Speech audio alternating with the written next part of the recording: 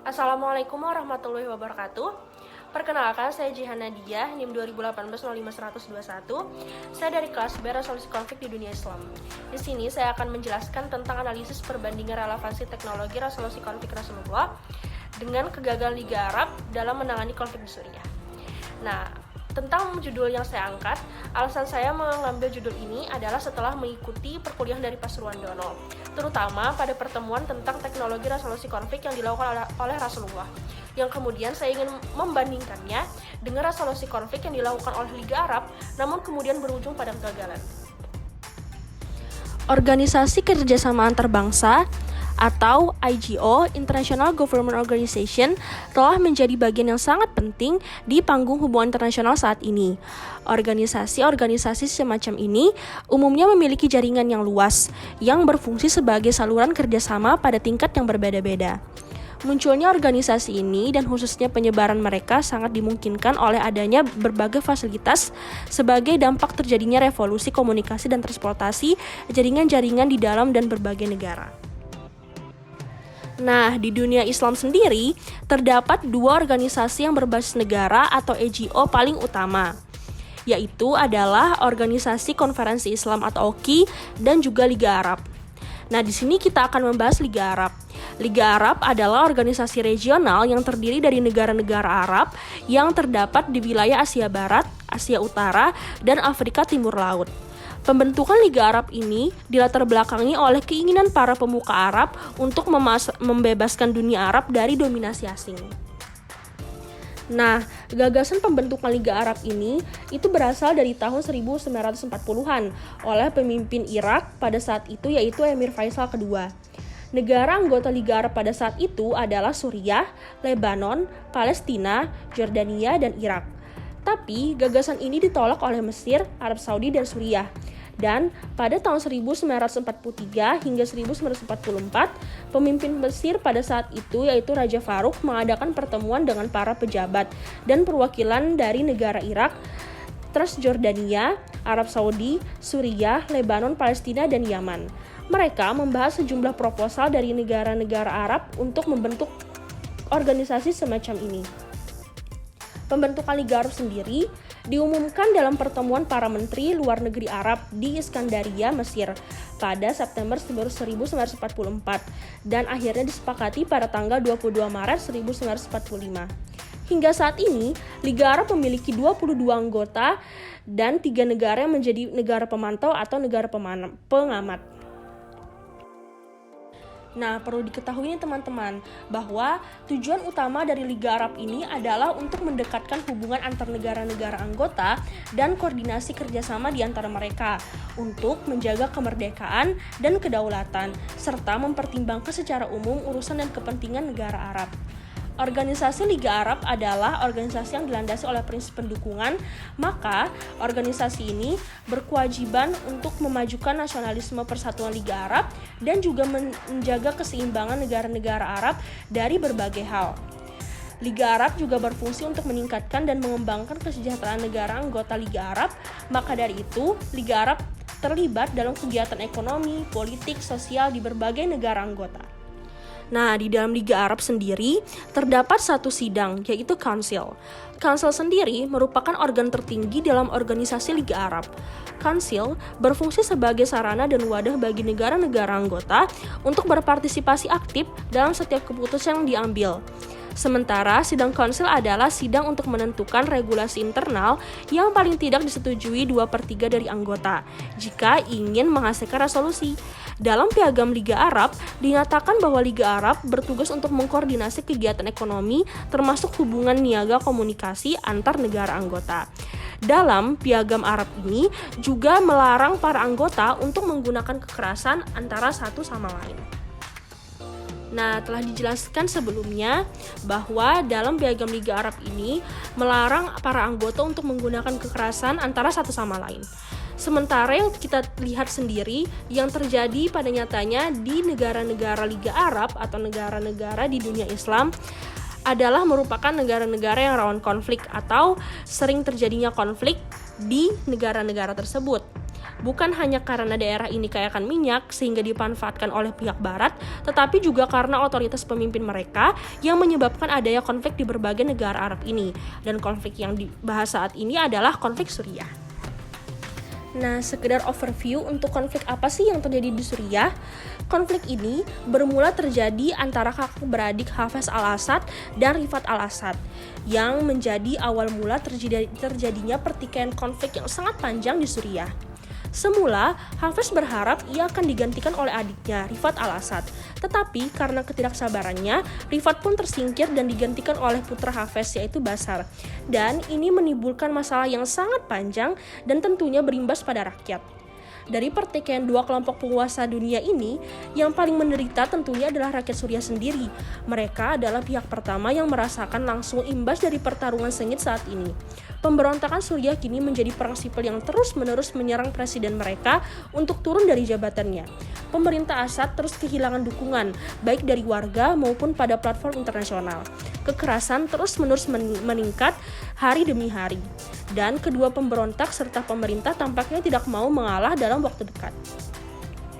Saat ini, berbagai bantuan telah datang dari organisasi-organisasi internasional di Suriah. Tetapi, tidak kalah dari organisasi internasional lain, tentunya Liga Arab yang notabene adalah organisasi yang bergerak langsung di negara Arab juga turun andil dalam konflik ini. Di antara upaya yang paling signifikan untuk menyelesaikan konflik adalah rencana perdamaian Liga Arab dan misi tim pengamat Liga Arab yang diluncurkan pada Desember 2011. Tim pengamat dari Liga Arab dikerahkan untuk memantau kemajuan Suriah dan menghilangkan pasukan sipil dari daerah protes, membebaskan para tahanan politik, dan bernegosiasi dengan para pembangkang di Suriah. Liga Arab di sini mempunyai misi untuk mendamaikan negara-negara anggotanya yang berada dalam masalah, dan Suriah adalah negara Liga Arab yang saat ini sedang dalam konflik, yaitu antara pemerintah dan rakyatnya. Berbagai upaya telah dilakukan Liga Arab dalam menjalankan misinya tersebut. Monitor Liga Arab dan konflik Suriah juga termasuk cara dan upaya Liga Arab dalam menangani konflik ini. Monitor Liga Arab di Suriah ini terjadi melalui sidang konsil. Tetapi, upaya Liga Arab ini mengalami ketidakberhasilan. Loh, kenapa?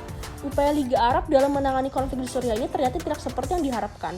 Mereka harus mengalami berbagai kegagalan dan perbedaan pendapat yang terjadi di dalam organisasi.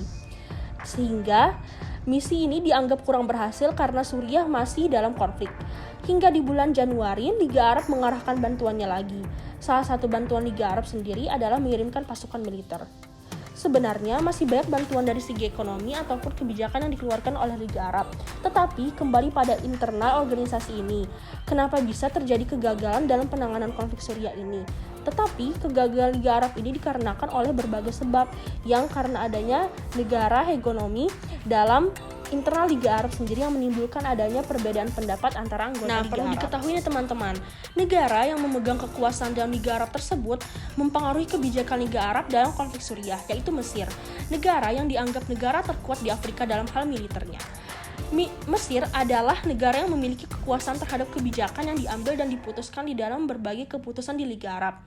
Selain karena Mesir adalah negara yang memiliki kekuatan militer yang sangat kuat, peranan Mesir di dalam organisasi ini juga sangat kuat. Mesir adalah tempat di mana markas besar Liga Arab berada. Dan selain itu, Sekretaris Jenderal Nabil Al-Arabi adalah dari negara Mesir.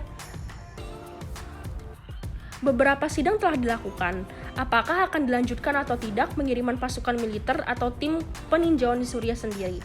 Dari 22 negara, 3 di antaranya tidak setuju untuk melanjutkan pengiriman pasukan militer tersebut. Negara itu adalah Yaman, Bahrain, dan Saudi Arabia. Bagi mereka, keputusan soal turun atau tidaknya presiden maka bergantung pada negara itu sendiri. Negara lain, terutama Mesir, menginginkan kemunduran Assad. Maka pasukan perdamaian akan terus dikirimkan. Berbagai perbedaan pendapat dalam organisasi pada umumnya biasa terjadi. Tetapi, jangan sampai dengan perbedaan pendapat itu berdampak pada kehidupan orang banyak. Seperti yang terjadi pada perbedaan anggota Liga Arab yang berdampak pada rakyat Suriah. Perbedaan kepentingan negara Liga Arab ini menimbulkan kegagalan dalam mengatasi konflik di Suriah. Berbagai negara anggota Liga Arab terdiri dari negara republik dan monarki. Itulah yang menyebabkan perbedaan kepentingan di Liga Arab ini. Dalam konflik ini, misalnya negara monarki ingin mempertahankan kepentingan dalam menjaga Suriah agar dapat berada di bawah pemerintahan monarki, sementara negara republik seperti Mesir menginginkan agar keputusan bergantung pada negara tersebut. Adanya perbedaan kepentingan di tubuh Liga Arab sendiri menjadikan Liga Arab lemah dalam mengambil keputusan. Negara anggota Liga Arab terdiri dari dua kubu, yaitu kubu pertama adalah kubu Republik yang terdiri dari negara Mesir, Irak, Lebanon, Yaman, Libya, Tunisia, Aljazair, Uni Emirat Arab, Mauritania. Sementara di kubu monarki itu adalah Bahrain, Jordania, Arab Saudi, dan Qatar. Masing-masing negara mempunyai kepentingan tentunya. Tetapi masalah di sini adalah Liga Arab sendiri, yaitu institusi yang menaungi langsung negara-negara anggota termasuk Suriah, tidak dapat mengatasi dan mendamaikan perbedaan kepentingan negara-negara anggota. Nah, sebagai negara yang bergerak dalam dunia Islam, tentunya anggota Liga Arab harus selalu mengutamakan prinsip kepribadian dan keputusan pada dua sumber utama umat Islam, yaitu Al-Quran dan Sunnah.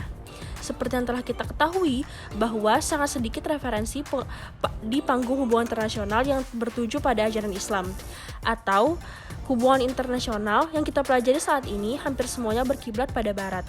Namun, padahal di Al-Quran dan Sunnah Rasulullah telah dijelaskan bagaimana hubungan internasional ini.